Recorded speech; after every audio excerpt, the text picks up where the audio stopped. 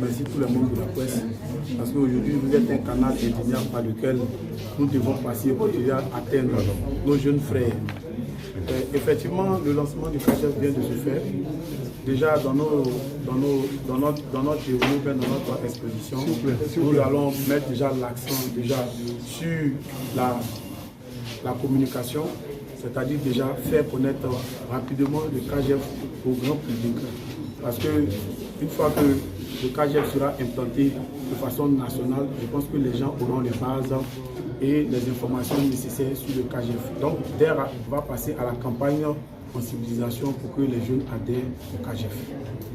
L'entrepreneuriat, c'est difficile, et quelles seront vos ressources ou vos moyens pour permettre à cette structure de vivre?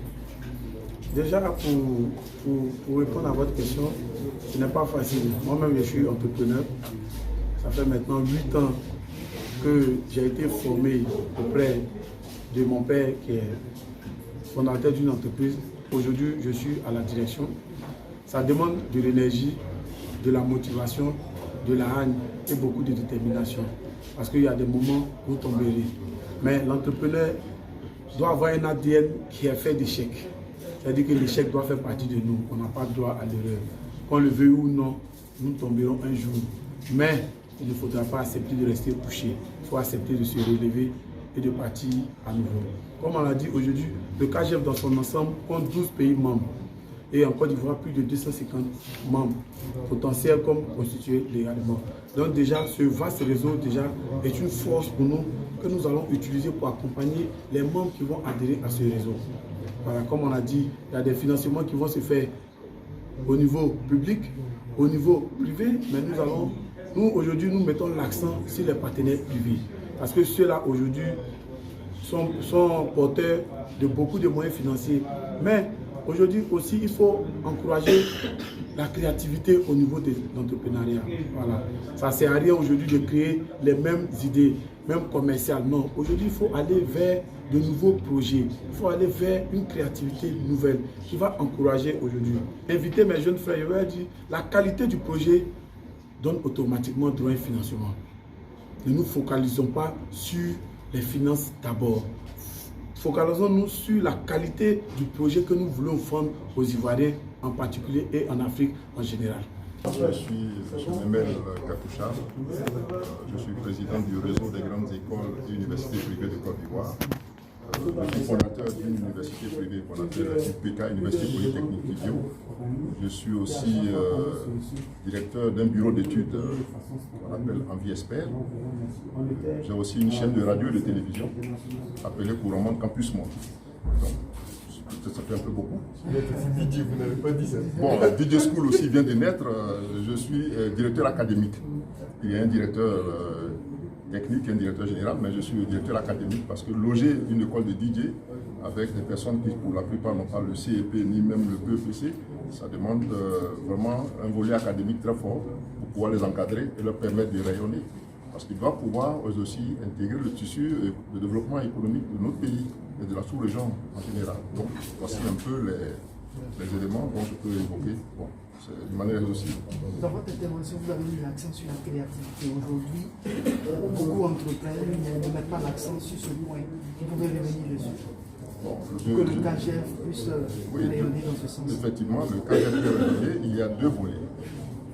Au niveau de la créativité, il y a aussi la créativité qui incombe à nos universités, les grandes écoles. Nous sommes toujours dans un système classique dans ce que nous formons.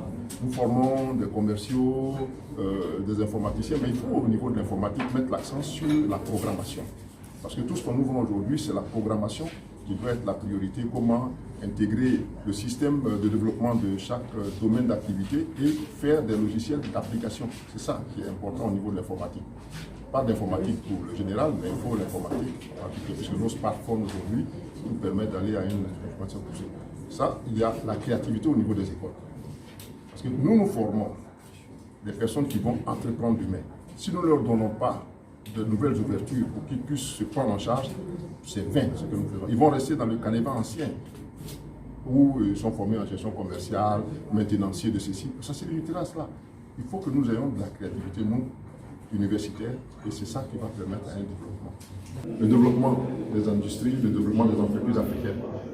La créativité de cette structure nous permet de dire qu'on peut atteindre les objectifs si les conseils qu'on donne, si les encadrements qui sont mis à leur disposition leur permettent d'avancer. Et ça, nous pouvons le faire.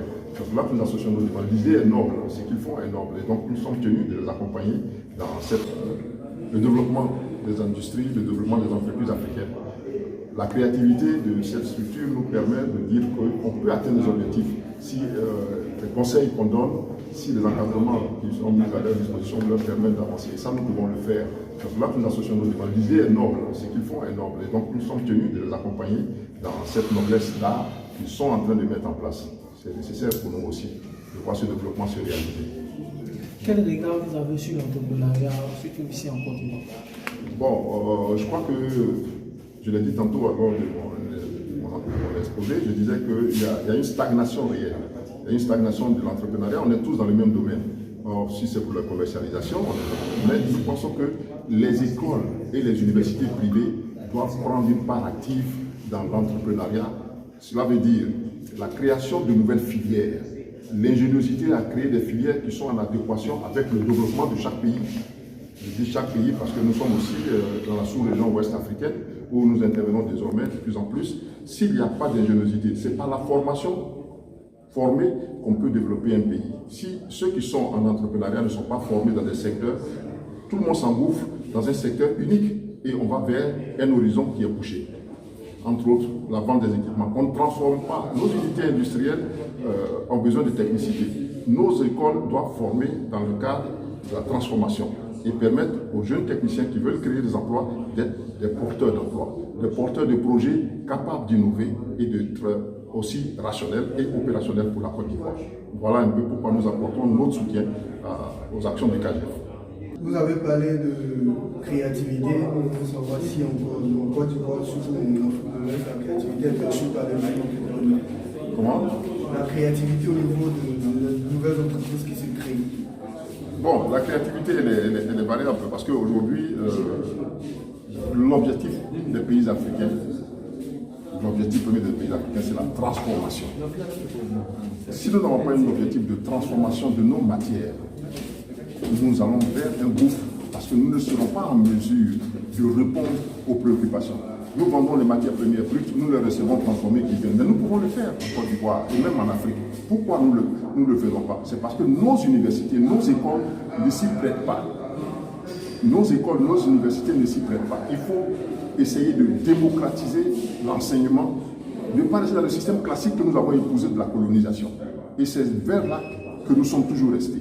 Il faut démocratiser l'enseignement par la finesse des créativités, la finesse de l'enseignement que nous donnons pour inciter la jeunesse à aller à l'industrialisation, inciter la jeunesse à aller vers l'auto-emploi, inciter la jeunesse à créer de nouvelles zones de développement. C'est ça qui manque. Mais nos universités sont des éléments qui peuvent déclencher cela.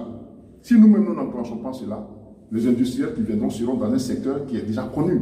Et ce secteur-là, il ne permet pas de s'ouvrir beaucoup plus. Tout le monde fait le commercial, mais nous commercialisons quoi? Des produits qui viennent de l'étranger. Nous transformons peu et nous commercialisons beaucoup. Donc on a beaucoup d'entreprises qui sont créées en matière de commercialisation des produits. Mais ce n'est pas nos produits à nous.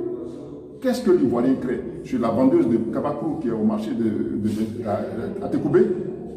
Si aujourd'hui les chimistes ivoiriens qui sont formés dans nos universités peuvent intervenir, ils permettront à ces femmes-là de faire des produits finis qui vont être utilisés dans les ménages. C'est un marché potentiel. Mais nous ne le faisons pas. Nous entreprenons toujours dans les startups. On parle aussi de financement. J'ai évoqué tout à l'heure le partage. Les industriels peuvent soutenir, tous ceux qui sont déjà en entreprise installée peuvent soutenir les nouvelles créations. On peut créer sans avoir un rond en poche. Si l'idée est bonne et qu'on intègre un groupe, les gens peuvent vous amener, chaque industriel donnant un point, ils peuvent vous permettre de pouvoir créer votre entreprise, mais en leur permettant même d'être actionnaire dans votre structure. C'est ça le plus important. La confiance qu'on peut créer entre nous. Rien sur ce pays ne nous interdit de nous associer pour créer de la valeur ajoutée. Nous ne nous associons pas et donc on est en difficulté permanente. Okay, bon. I'm Sidi Raissa, I'm a member of CAGEF Côte d'Ivoire. and I'm the director of the event. So we have come today for the launching of the new program we have to do, which will go from now till 2023. And CAGEF is an organization done with Francophone people who want to change the mind of the people who invest. It's a new way of thinking about business in Francophone countries, which help us to like other countries also. Okay. And what are you going to do specifically to impact businesses? Okay, actually we start with our way of thinking, as I said. We used to say that in a Francophone country we focus on the financial, but the financial is not the first aim. The first aim is the idea. We need to have a good idea, and then the money will come later. This is what Francophone people don't understand. They think that investing starts with money, but it doesn't start with money. It starts with a good idea.